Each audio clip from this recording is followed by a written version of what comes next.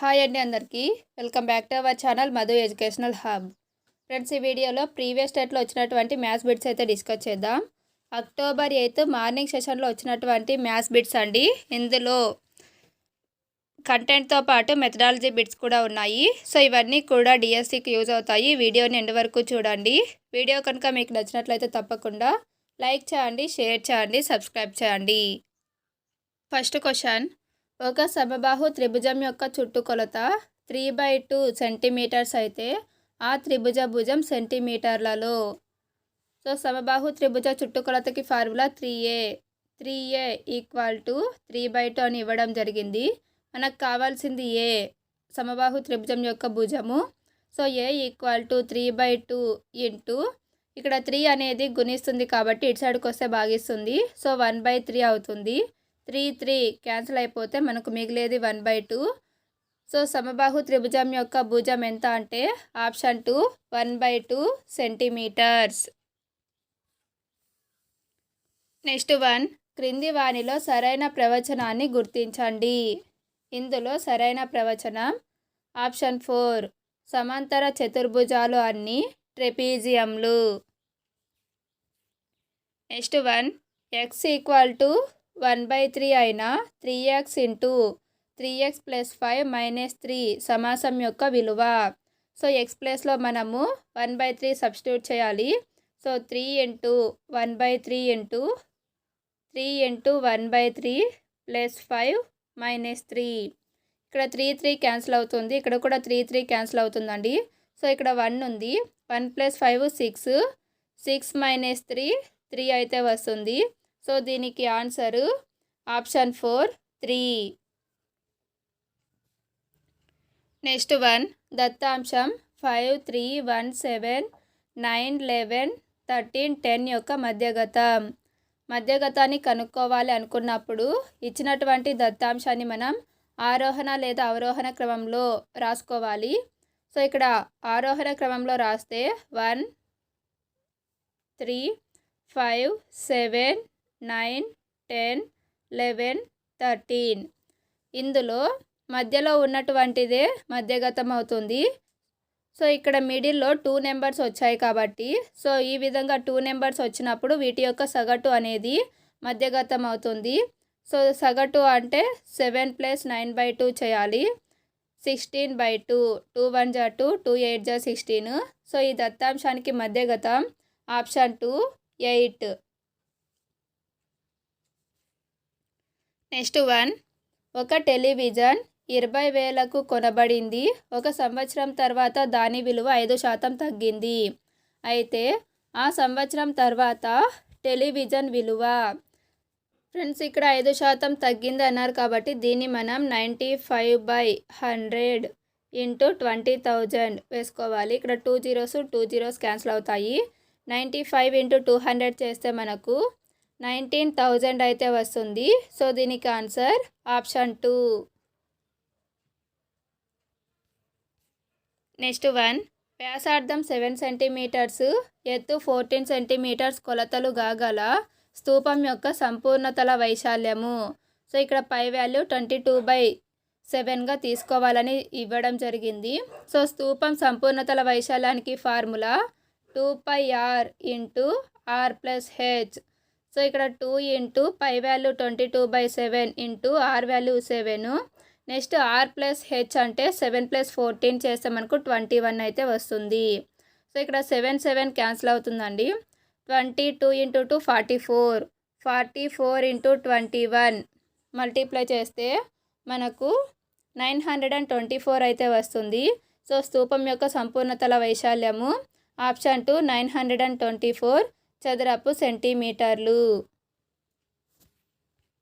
Next 1, a² + ab - 6b² divided by a - 2b. Friends, ఇక్కడ a² + ab - 6b² మనం ఏ విధంగా రాయవచ్చు అంటే ఇక్కడ ఇచ్చినటువంటి ఆప్షన్స్ని బేస్ చేసుకొని మనం దీన్ని చేంజ్ చేసుకోవాల్సి ఉంటుంది. సో అది ఏ విధంగా అంటే a - 2b into a + 3b so వీటిని మల్టిప్లై చేస్తే మనకు a square plus ab minus 6b square అయితే వస్తుందండి. సో దీని ప్లేస్లో మనం a minus 2b into a plus 3bని వేసుకోవచ్చు by A minus 2b. So ఇవి ఏ మైనస్ 2b క్యాన్సిల్ అయితే మనకు మిగిలేది ఏ ప్లస్ 3b. సో దీనికి ఆన్సరు ఆప్షన్ 4 ఏ ప్లస్ 3b. నెక్స్ట్ 1 3 వరుస ధనపూర్ణ సంఖ్యల లబ్ధాన్ని ఎల్లప్పుడూ భాగించే సంఖ్య. ఏవైనా 3 వరుస ధనపూర్ణ సంఖ్యలు తీసుకుందాం. 4, 5, 6 వీటి యొక్క లబ్ధం అన్నారు కాబట్టి గుణించాలా. 4 5 జా 20, 26 జా 120 అయితే వస్తుందండి. ఈ 120 అనేది ఏ నెంబర్ చేత భాగించబడుతుంది అంటే ఆప్షన్ 3 6.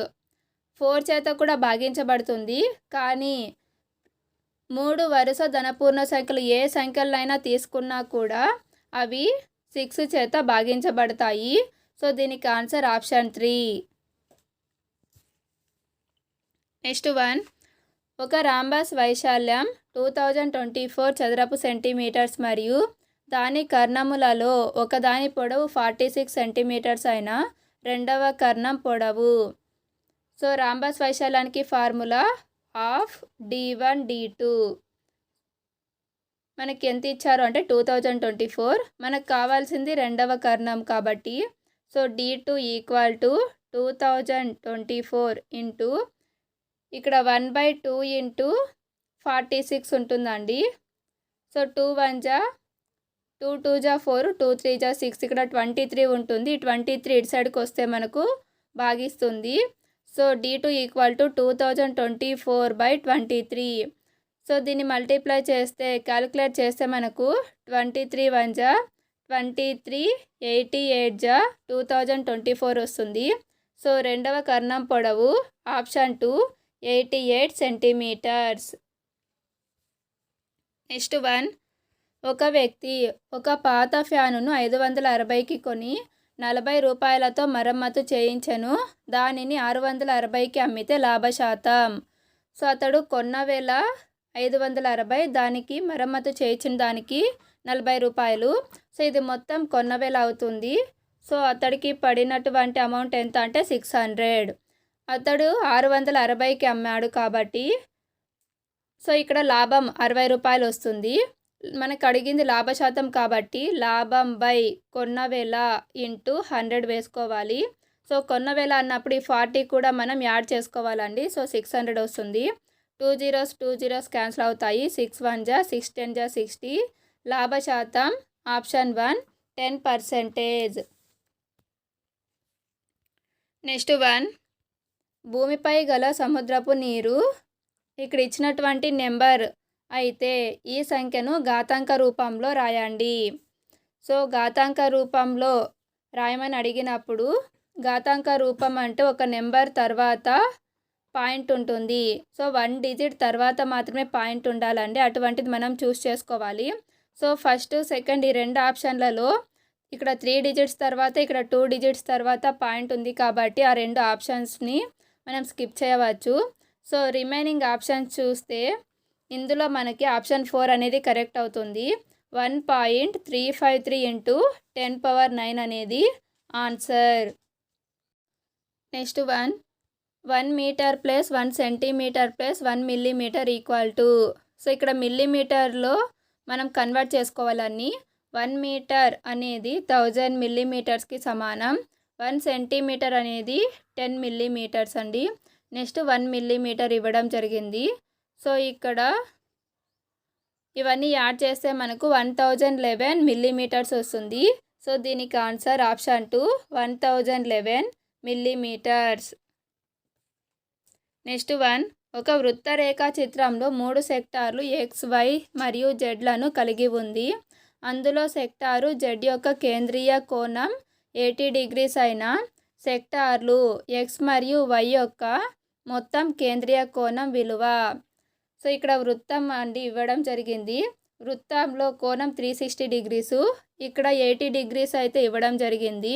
సో ఎక్స్ వై ఈ రెండు కోణాల మొత్తం అడిగారు. సో 360లో నుంచి 80 మనం తీసివేయాలి. సో ఆ విధంగా తీసివేస్తే మనకు 280 వస్తుంది. సో దీనికి ఆన్సర్ ఆప్షన్ 4 280 degrees. నెక్స్ట్ 8 1/4 - 2 1/3ని సూక్ష్మీకరించండి. సో ఈ 8 1/4ని మనం 4 8 32 + 1 33 33/4గా రాస్తాం. 2 1/3ని 3 2 6 6 + 1 7 7/3గా రాస్తాం. సో ఈ రెండింటికి కసాగు మనకు 12 వస్తుంది. సో క్రాస్ మల్టిప్లికేషన్ చేయొచ్చు అండి. ఇక్కడ 99 నెక్స్ట్ -4 7 28 99లో నుంచి 28 తీసేస్తే మనకు 71 వస్తుంది. సో 71/12 ఈ 71/12ని మనం మిశ్రమ భిన్నంగా కన్వర్ట్ చేస్తే 5 11/2 వస్తుంది. సో దీనికి answer option 1. Next 11 kilograms 11 grams divided by 11 grams value. 1 kg అనేది 1000 గ్రామ్స్కి ఈక్వల్. సో ఇక్కడ 11 kgs అనేది 11,000, ఇక్కడ 11 grams కాబట్టి 11,000 + 11 యాడ్ చేస్తే 11,000 11/11 చేస్తే మనకు 1001 వస్తుంది. సో దీనికి ఆన్సర్ ఆప్షన్ 2. నెక్స్ట్ -44/110 యొక్క ప్రామాణిక రూపం. సో ఇక్కడ 11 1 11 11 0 0 నెక్స్ట్ 11 4 44 2 5 10 2 2 4. దీని ప్రామాణిక రూపం -2/5. Answer option 3. నెక్స్ట్ ఒక ఘనం యొక్క అంచుల సంఖ్య. మనం ఈ విధంగా ఒక ఘనం తీసుకున్నట్లయితే ఆ ఘనానికి ఉండేటువంటి అంచులు 12. Option 3 correct answer. Next 4t + 2/4 = 6 - 2t + 3/3 అయితే t విలువ ఎంత? సో ఫ్రెండ్స్ ఇక్కడ మనం 4t + 2/4 ఈ -2t + 3/3 అనేది ఇటు సైడ్కి పంపిస్తే ప్లస్ అవుతుంది. Plus 2t + 3/3 = 6. ఈ 6 ఇక్కడే ఉంటుందండి. సో ఈ రెండింటికి కసాగు 12 వస్తుంది. క్రాస్ మల్టిప్లికేషన్ చేయొచ్చు. 4 3 12 12t + 3 2 6 ప్లస్ నెక్స్ట్ 4 2 8 8t + 4 3 12 వస్తుందండి. ఇక్కడ 12t ఇక్కడ 8t మొత్తం 20t అవుతుంది. నెక్స్ట్ ఇక్కడ 6 ఉంది, ఇక్కడ 12 ఉంది. ఈ రెండు కూడా యాడ్ చేస్తే మనకు 18 వస్తుంది. ప్లస్ 18 ఇక్కడ బై 12 ఉంది, ఇక్కడ =6 ఉంది. ఈ రెండు మల్టిప్లై చేయాలి. సో ఈ రెండు మల్టిప్లై చేస్తే 12 6 72 అయితే వస్తుంది. సో ఇప్పుడు మనకు కావాల్సింది 20t = 72 - 18. 72లో నుంచి 18 మనం తీసేస్తే ఇక్కడ 12 ఉంటుంది. 12 - 8 4 6 - 1 5. సో 54 వస్తుంది. మనకు కావాల్సింది ఓన్లీ t కదా. So t = 54/20. 2తో 2 10 20 2 2 4 2 7 14 వస్తుంది. 27/10 అండి ఆన్సరు. సో దీనికి ఆన్సరు ఆప్షన్ 4 27/10. నెక్స్ట్ 250లో 10% ప్లస్ 40లో 8% వాల్యూ. 250లో 10% కాబట్టి ఇంటూ 10/100 వేయాలి. ప్లస్ 40లో 8% కాబట్టి 8/100 వేసుకోవాలి. ఇక్కడ 0 0 క్యాన్సిల్, ఇక్కడ 0 0 క్యాన్సిల్ అవుతుంది. ఇక్కడ 25 మిగులుతుంది. ఇక్కడ 0 0 క్యాన్సిల్ అయితే నెక్స్ట్ 2తో 2 5 10 2 4 8 వస్తుంది. 4 4 4 4 16 16/5. ఇక్కడ 25 ఉంది, ఇక్కడ 16/5 ఉంది. సో 16ని 5తో మనం డివిజన్ చేస్తే 5 3 15 1 అయితే ఉంటుంది. పాయింట్ పెట్టుకొని 0 పెట్టుకుంటే 5 2 10. So 16/5 value 3.2. ఈ రెండు మనం అడిషన్ చేస్తే 28.2 అయితే వస్తుంది. సో దీనికి answer option 2 28.2. Next one A equal to B cube అయినా ఫ్రెండ్స్ ఇక్కడ మనం ఏం చేయాలంటే బోత్ సైడ్స్ క్యూబ్ చేసుకోవాలి. So cube root of 8 A equal to cube root of B cube. ఇక్కడ 3కి క్యూబ్కి క్యాన్సిల్ అయిపోతుంది, క్యూబ్కి క్యాన్సిల్ అయిపోతే బి అయితే వస్తుంది. సో దీన్ని మనం ఏ విధంగా రాయవచ్చు అంటే ఏ పవర్ 1/3గా రాస్తాం. ఏ పవర్ 1/3 ఈక్వల్ టు బి అండి. సో దీనికి answer option 3. Next one 45 degrees యొక్క పూరక కోణం 3K అయిన K విలువ. ఇక్కడ పూరక కోణం అంటే ఏ రెండు కోణాల మొత్తం 90 డిగ్రీస్ అవుతుందో ఆ కోణాలనే పూరక కోణాలు అంటారు. ఆల్రెడీ మనకు ఒక కోణం ఇచ్చారు 45 డిగ్రీస్. సో దాని యొక్క పూరక కోణం కూడా సో 90లో నుంచి 45 తీసేస్తే 45 వస్తుంది. సో దానికి పూరక కోణం 45 రావాలి. దాని పూరక కోణం 3K అని ఇచ్చారు. సో 3 అలానే పెట్టుకుంటాం. K ప్లేస్లో ఏ నెంబర్ పెట్టుకుంటే మనకు 45 వస్తుందో చూడాలి. సో 15 తీసుకోవాలి. 15 3 జా 45 కాబట్టి K value 15 degrees.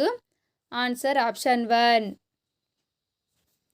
Next one వేరువేరు చీటీలపై 1 నుంచి 10 వరకు సంఖ్యలను రాసి డబ్బాలో వేసి కలపబడినాయి. యాదృచ్ఛికంగా ఒక చీటీ తీయబడింది.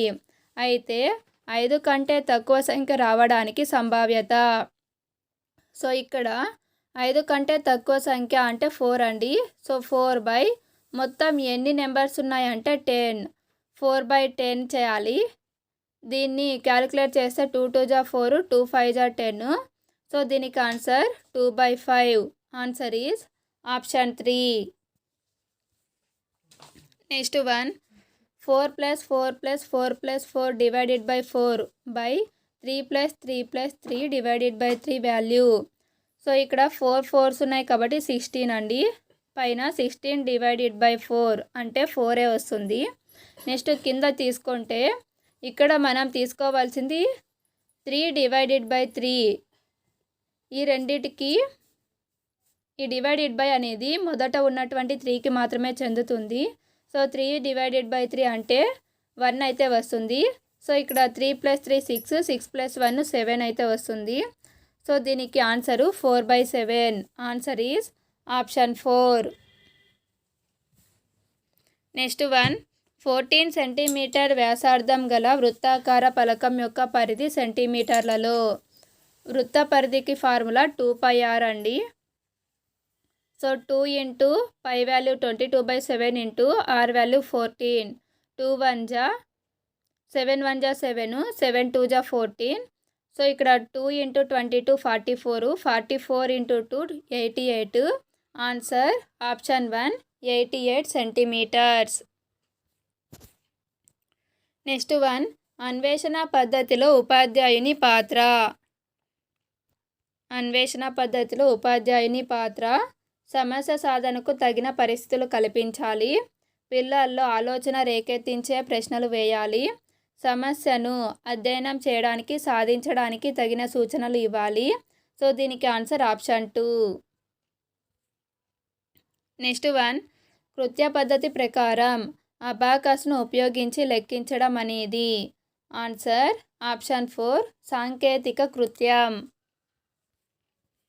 నెక్స్ట్ వన్ 324 ఇంటూ 7 గణనకు గణిత పేటికలో ఉండే ఉత్తమమైన సామాగ్రి. ఆన్సర్ ఆప్షన్ 4 నేపియర్ పట్టీలు. నెక్స్ట్ వన్ ప్రభ అనే 5వ తరగతి విద్యార్థిని సంఖ్యలను పోల్చడానికి greater than, less than, equal to వంటి గుర్తులను ఉపయోగించడం ద్వారా క్రింది విద్యా ప్రమాణం సాధించబడింది. Answer option 3 వ్యక్తపరచడం. గణితంలో గుర్తులను ఉపయోగించడం అనేది వ్యక్తపరచడం అనే విద్యా ప్రమాణం కిందకు వస్తుంది. నెక్స్ట్ వన్ క్రింది వాటిని పరిశీలించి సరైన ప్రవచనాలను గుర్తించండి. ఇందులో సరైనవి మూల్యాంకనం అనేది ఫలితానికి ఉద్దేశించబడినది. మదింపు అనేది ప్రక్రియకు ఉద్దేశించబడినది. Answer option 2. నెక్స్ట్ వన్ క్రింది ప్రవచనాలలో ఒకటి బోధనా లక్ష్యాల లక్షణాలకు చెందనిది. ఇందులో బోధనా లక్ష్యాల లక్షణాలకు చెందనిది ఆప్షన్ 2.